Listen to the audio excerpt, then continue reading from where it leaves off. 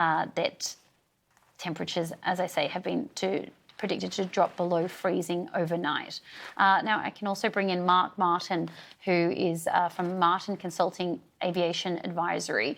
Thank you for joining me, Mark.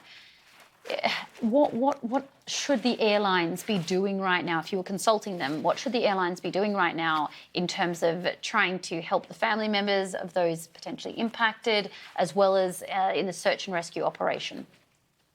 Thanks for having me, and good to be here. I think this is the most unfortunate, insane, uh, error that we've seen with military and commercial aircraft, and the environment that this hack occurred is also one of the most complex. You've got, predominantly the whole of Washington D.C. area, right from Baltimore over to D.C. to Dulles to Andrews Air Force Base, is all pure military, and you have military aircraft taken off and landing without any confirmed permission. And this is clearly, a situational awareness issue where transponders on both the military aircraft where the data was not available. He was not broadcasting on transponder, so nobody knew what the guy was up to and where was he flying. And this is a one in a trillion gazillion, chance of this ever happening, especially in 2025 when we have, ADS-B in, ADS-B out, satellite-based uh, aircraft tracking systems. We've got pretty much every single technology out there that was designed to prevent such an incident from occurring. And this technology was invented and designed almost 60 years ago. And to see something like this now is just absolutely insane. And unfortunately,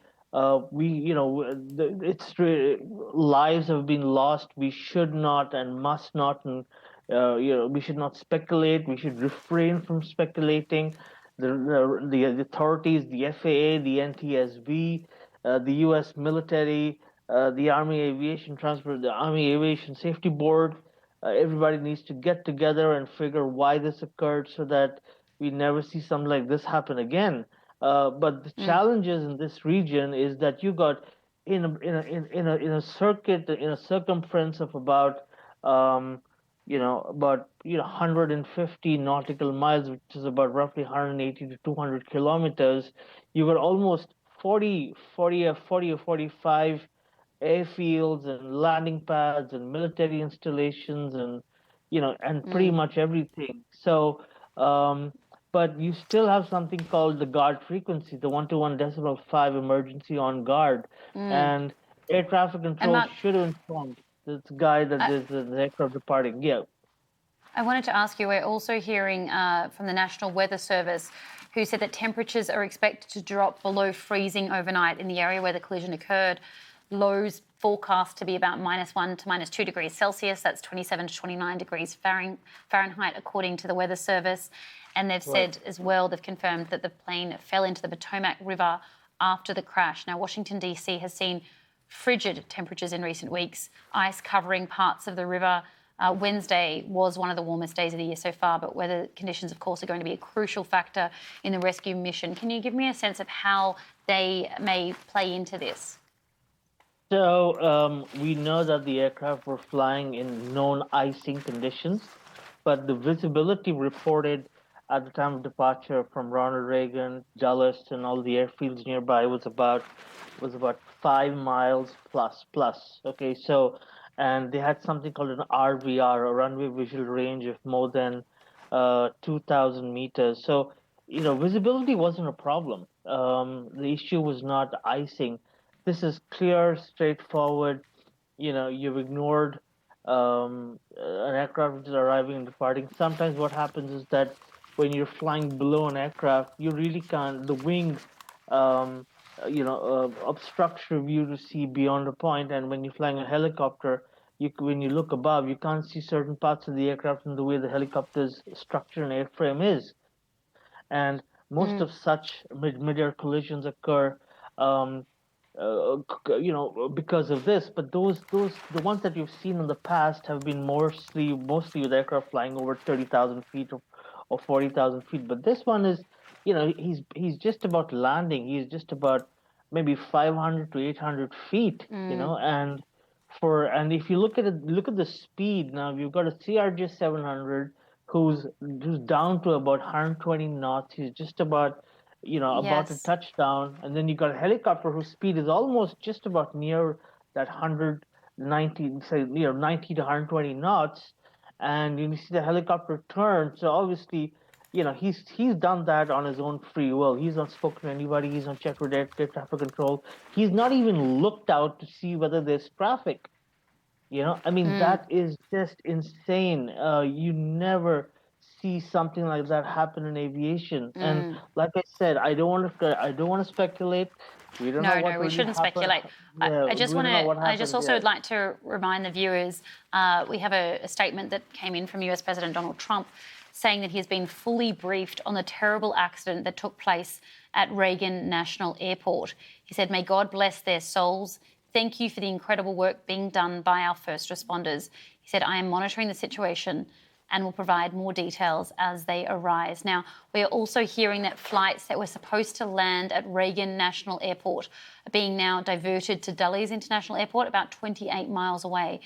And we are also hearing that the Washington, D.C. metro system will stay open late to run extra trains to transport any passengers that were disembarking into Washington. That's according to the Transport Authority's general manager. The transit system is also sending what they called warming buses to the rescue scene for those working in the cold. So some of the interesting ways in which they are moving people around, and as well as trying to accommodate the very extensive search and rescue operation that you can see there. So we're hearing about warming buses being sent to the scene so that those working in those freezing temperatures that we mentioned, about 1 to 2 degrees Celsius, 27 to 29 degrees Fahrenheit, can continue this very extensive major search and rescue operation that is underway. And as we mentioned, it is because a plane has crashed or collided with a military aircraft mid-air. What we understand is 60 passengers were on board this plane, 4 crew members, 2 of which were unionised flight attendants, and that they were flying from Wichita in Kansas to Washington's Reagan Airport. We've heard that they collided with a Black Hawk military helicopter that was carrying 3 soldiers. That is according to sources telling Reuters that. We understand as well that they were that those 3 people on board were more junior members, more junior soldiers. The collision happened just before 9 p.m. We understand from local officials that at 8:53 was when they first started getting calls, according to DC Emergency Systems Services, and that the collision happened on approach as this plane, a Bombardier jet, was approaching runway 33 at Reagan Washington National Airport. We understand that the plane has gone down into the Potomac River, which weaves through central DC. We're also hearing as well that the FBI is going to help with the crash investigation. The agency has released a statement saying that the FBI Washington Field Office's National Capital Response Squad is responding to the aviation incident, and that law enforcement and public, along with support of law enforcement and public safety partners, NT